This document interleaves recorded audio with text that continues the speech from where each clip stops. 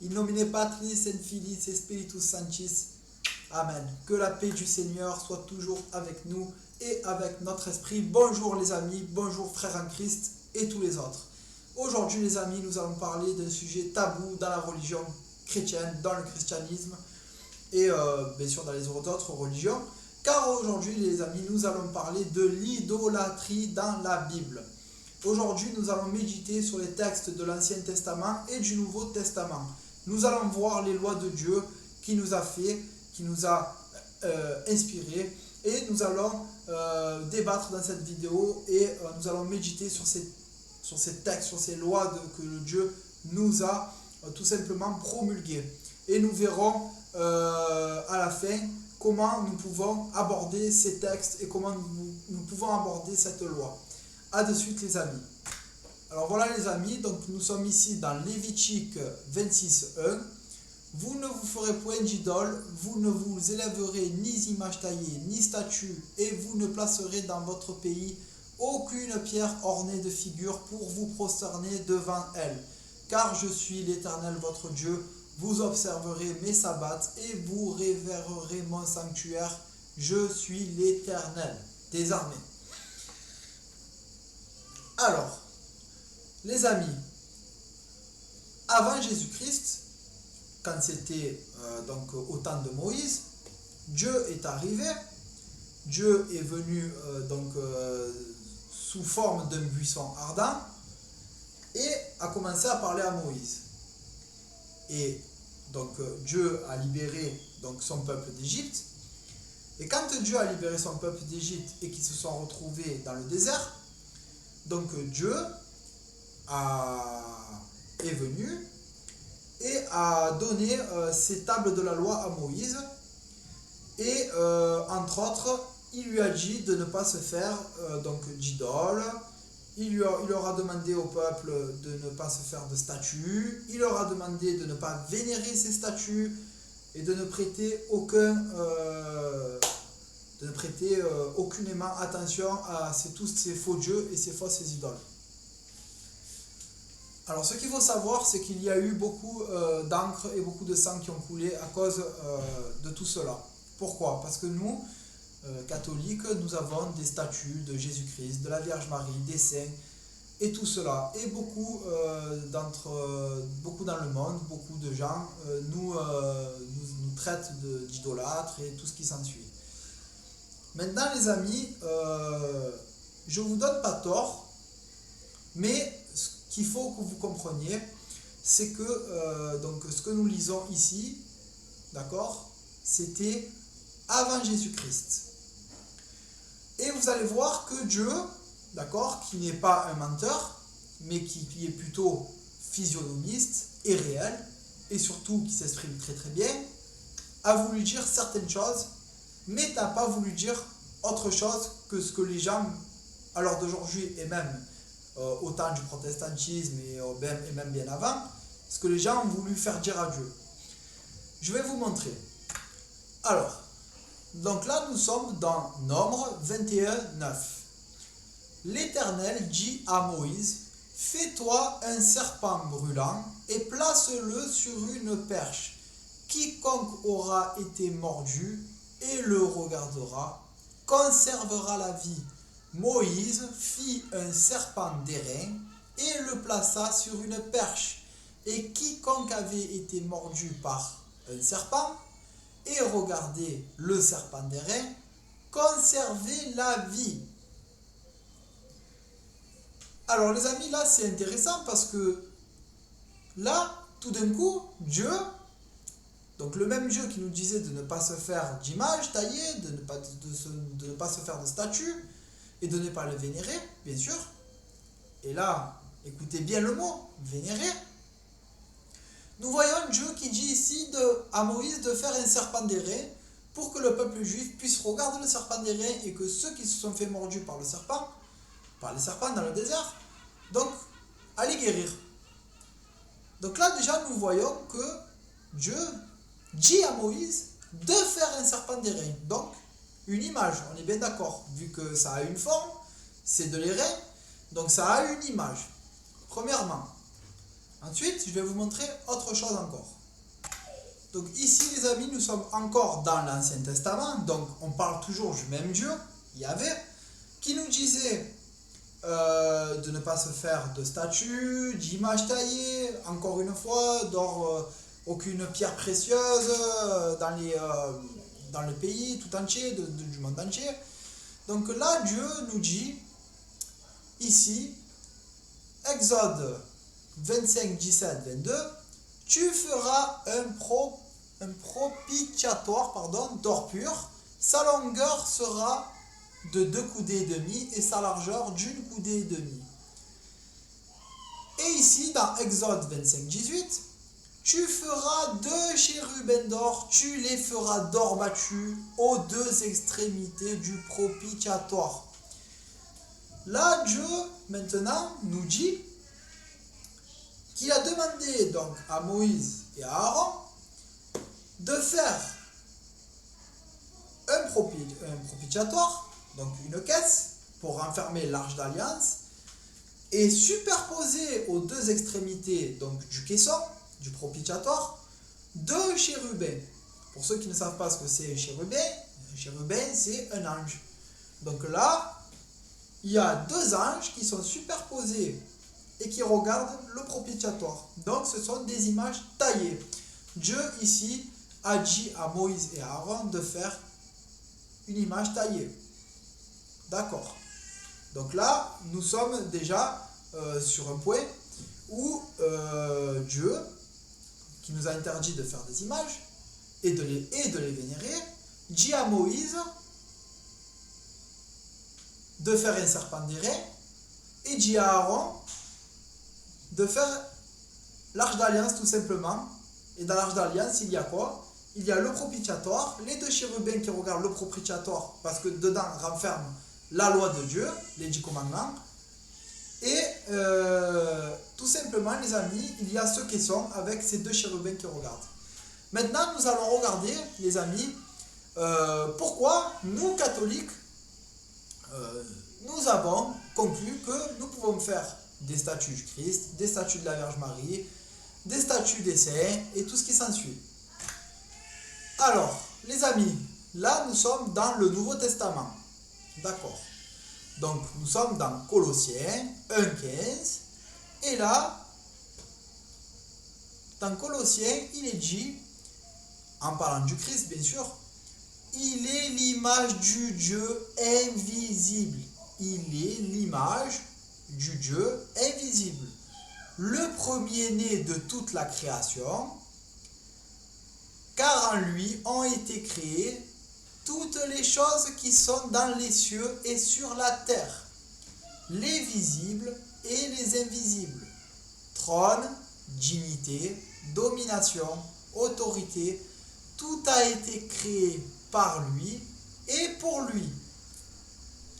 Donc là, les amis, nous voyons que Jésus, donc le Christ, notre Sauveur, notre Seigneur et notre Dieu, tout a été créé par lui et pour lui. Les amis, est-ce que en faisant une image, d'accord, de notre Seigneur, nous vénérons un autre Dieu que le Dieu que nous avons connu dans l'Ancien Testament, c'est-à-dire Yahvé? Si nous croyons en la très sainte Trinité, le Père, le Fils et le Saint-Esprit, si nous croyons en un seul Dieu, mais que ce Dieu se manifeste en Père, et puisqu'il est Père, il est aussi Fils, et puisqu'il est Fils, il y a aussi un Esprit, donc le Saint-Esprit, on est bien d'accord. Mais que le Père n'est pas le Fils n'est pas le Père, et que le Saint-Esprit n'est ni le Père ni le Fils, mais que Dieu, d'accord, en général, peut donc se montrer comme il en a envie, c'est-à-dire par une flamme de feu, comme il a fait, dans un buisson ardent, comme il a fait avec Moïse, dans l'Ancien Testament par la bouche des prophètes, ou dans le Nouveau Testament, il prend chair en Jésus-Christ par la Vierge Marie. Pourquoi nous, catholiques, nous ne devrions-nous pas pouvoir avoir des statues de Jésus-Christ chez nous ou dans nos églises. Puisque ce n'est pas un faux Dieu, c'est le vrai Dieu. Jésus-Christ est le vrai Dieu. Donc, nous pouvons, les amis, avoir des statues de Jésus-Christ chez nous. Nous pouvons avoir des statues de la Vierge Marie chez nous, puisqu'elle est la mère de Dieu, la très sainte mère de Dieu. Et nous pouvons avoir bien sûr aussi des statues des saints chez nous, dans nos églises, parce que ce sont des saints qui sont au ciel et ils font partie de la famille de Jésus. Maintenant, j'aimerais vous montrer quelque chose aussi, les amis. Ici, les amis, nous voyons ce qu'est donc le suaire de Turin. Alors ça, bien sûr, ça a fait beaucoup couler d'encre. Beaucoup ont dit, oui, mais c'est un faussaire qui l'a fait au Moyen-Âge. Ce n'est pas possible, la photographie n'existait pas au Moyen-Âge. Il a été conclu au carbone 14 il y a quelques années de ça, il n'y a même pas une dizaine ou quinzaine d'années en arrière, que le carbone 14 avait démontré que sur le suaire de Turin que nous voyons ici, que sur ce suaire, les amis, il a été conclu, les amis, que sur le suaire, nous avons retrouvé donc des herbes et des gravillons qu'il y avait qu'il y a 2000 ans en arrière dans la région de Jérusalem. Donc, en Israël, ou plutôt en Palestine, pardon, parce que c'est la Palestine, ce n'est pas Israël, on n'est pas sous Empire britannique, ça a toujours été la Palestine, les amis. Nous voyons que le carbone 14 a démontré qu'il y avait donc sur le suaire de Turin des particules d'herbes et d'aromates et de graviers, de gravier si vous voulez, qui ne poussaient que dans la région de Jérusalem il y a 2000 ans en arrière. Nous connaissons le chemin de croix de Jésus-Christ. Le Christ est tombé plusieurs fois en faisant son chemin de croix. Et quand il est tombé, bien sûr, il n'y avait pas comme aujourd'hui au XXIe siècle du goudron par terre, du ciment, ça n'existait pas ça avant, les amis. Quand Jésus a marché, de Jérusalem donc jusqu'au Golgotha, il est tombé plusieurs fois, et quand il est tombé, les amis, forcément il saignait, donc il s'est collé des bouts d'herbe, des bouts de gravillon sur le corps, et c'est resté ça. Et quand le Christ a été crucifié et qu'on l'a mis dans le tombeau et qu'on l'a recouvert de ce suaire de Turin, donc forcément avec le sang, bien sûr, ça a coagulé tout ça et ça c'est resté collé sur le suaire. On est bien d'accord. Comment on peut affirmer que c'était donc un faussaire du Moyen-Âge ou je ne sais quoi d'autre encore comme bêtise pour cacher la vérité aux gens sur la véracité, d'accord, de Jésus-Christ, qui est le seul et unique Dieu dans ce monde? Comment on peut encore douter de l'homme que nous voyons sur cette image, sur ce suaire? Comment nous pouvons douter, les amis? Nous voyons ici les trous dans les mains. Nous voyons ici la couronne d'épines. Ici, là, les amis, vous voyez ces trous-là, ici? C'est la couronne d'épines, les amis. Nous voyons sur son côté, les amis, la trace, quand il s'est fait transpercer le côté, les trous dans ses poignets. Et nous voyons, les amis, là, on ne le voit pas très bien, mais je vous montre une autre image, on peut voir aussi le trou, bien sûr, dans les pieds du Christ. Donc, et ici, les amis, si vous vous demandez ce que c'est ça, c'est tout simplement le suaire a été transporté de pays en pays, de génération en génération, et un jour il y a eu un incendie. Et comme c'était plié, d'accord, le suaire était plié, donc forcément l'incendie a pris de l'ampleur et il y a eu un peu de carbonisation, bien sûr. Mais grâce à Dieu, le suaire, miraculeusement, a survécu à l'incendie. Dieu veille sur ce qu'il est, les amis. Et si le suaire n'a pas pris feu, c'est qu'il y a une raison. D'accord? Maintenant, je vais vous montrer autre chose, les amis. Ici, les amis, nous pouvons voir donc le négatif du suaire de Turin. Et là, nous pouvons lire en dessous, image obtenue par les ingénieurs de la NASA en 1968 à partir du visage du suaire de Turin. Donc là, nous avons, les amis, ce qu'on a vu précédemment, donc le visage de Christ sur le suaire de Turin. Et là, il a été obtenu par la NASA quand ils ont fait donc un négatif de ce suaire. Et là, nous pouvons voir le visage du Christ, le vrai et unique visage du Christ. Est-ce que ça ne vous rappelle rien, les amis? Est-ce que vous n'avez pas vu ce visage dans toutes les églises catholiques du monde? Ne soyez pas de mauvaise foi, s'il vous plaît. Ce visage, on le voit dans toutes les églises. Ce visage, tout le monde le connaît. Ce visage, même quelqu'un qui ne connaît pas le Christ a déjà vu ce visage. Même si quelqu'un qui ne sait pas qui est cet homme, il a déjà vu ce visage, les amis. Parce que c'est le visage de notre Seigneur et notre Dieu, il est là devant nous. Alors, aujourd'hui, ceux qui continuent à dire que nous sommes des idolâtres, si Dieu, pour faire, les amis, ici et là maintenant, on va faire la conclusion de cette vidéo et on va un petit peu discuter de ça. Si Dieu, dans l'Ancien Testament, qui ne s'était pas encore révélé, nous a laissé une loi comme quoi nous ne devons pas faire d'idoles, nous ne devons pas faire de statues, nous ne devons pas faire de pierres ornées dans notre pays ou dans les autres pays. Et si dans le Nouveau Testament, donc Dieu choisit de se faire lui-même homme, le Verbe qui s'est fait chair par la Vierge Marie, et que Dieu se donne lui-même une image pour pouvoir venir pour nous mourir sur cette croix, les amis. Et que Dieu a décidé de laisser une trace de lui dans ce monde. Donc le suaire de Turin, le suaire de Turin. Ne croyez-vous pas que si Dieu lui-même, il a accepté de laisser le suaire dans ce monde, qu'il a accepté, même sans parler du suaire, de laisser une trace de lui-même dans ce monde, de se faire chair, Dieu lui-même a montré une image de lui. Ça ne fait pas de nous, les catholiques, d'idolâtrie. On a le droit de montrer notre Dieu. Et d'ailleurs, même, je dirais même plus, n'en déplaise à beaucoup de monde, on est dans le devoir de montrer notre Seigneur car on l'aime, on le respecte et on lui rend gloire. Et toute la louange est pour lui. Et c'est tout, les amis.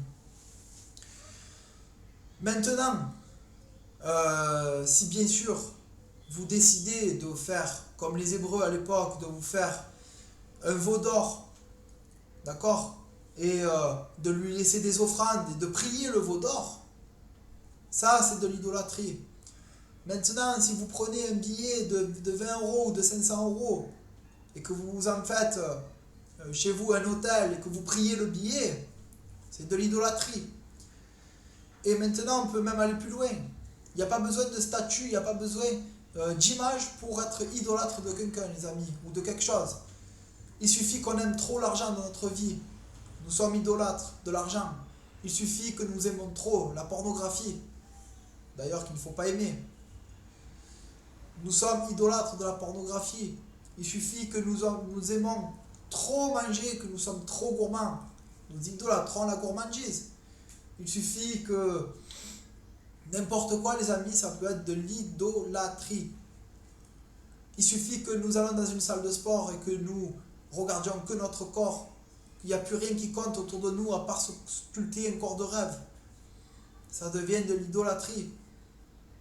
Tout n'est que idolâtrie dans ce monde, les amis. Ce n'est pas parce que les catholiques ou les orthodoxes ont des statues de Jésus-Christ chez eux ou des croix sur eux ou dans les églises que nous sommes des idolâtres.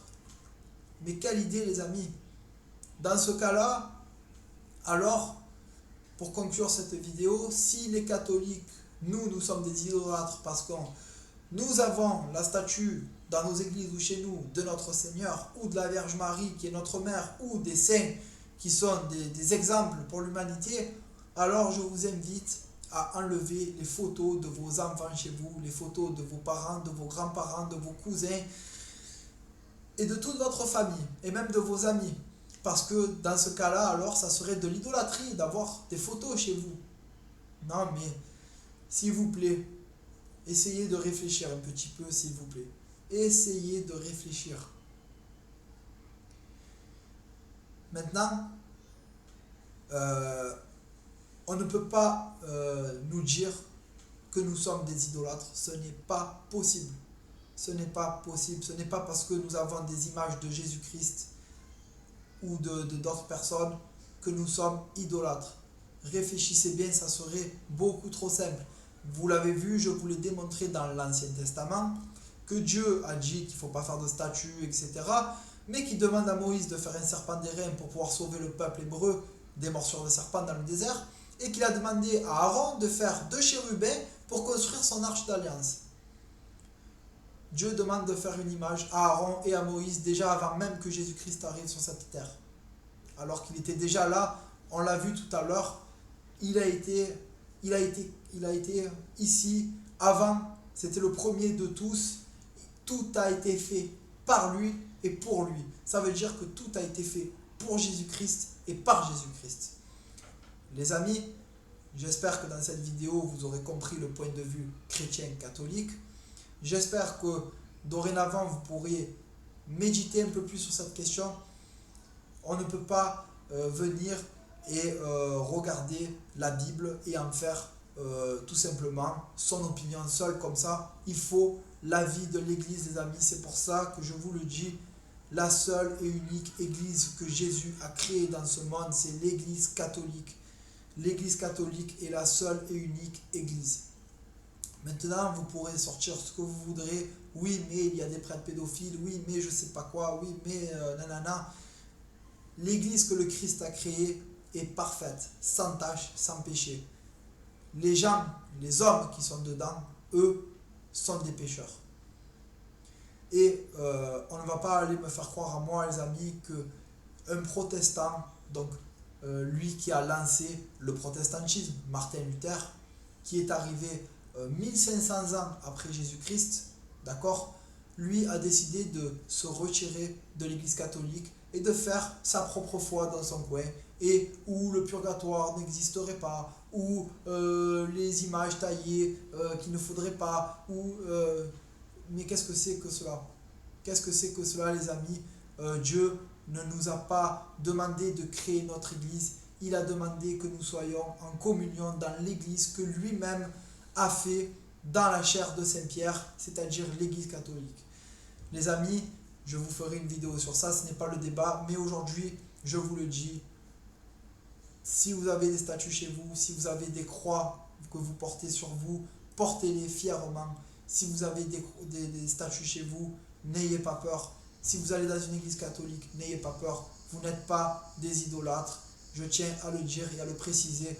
Et c'est même un honneur que nous faisons au Seigneur de le représenter comme cela, car il est déjà avec nous dans notre cœur, mais nous pouvons aussi être là à ses côtés et à regarder sa souffrance et à nous rappeler la souffrance qu'il a endurée et pouvoir nous repentir au mieux dans notre vie, pouvoir être meilleur dans notre vie, pouvoir tout simplement être ce que l'on doit être et pas ce que ce monde veut nous faire devenir.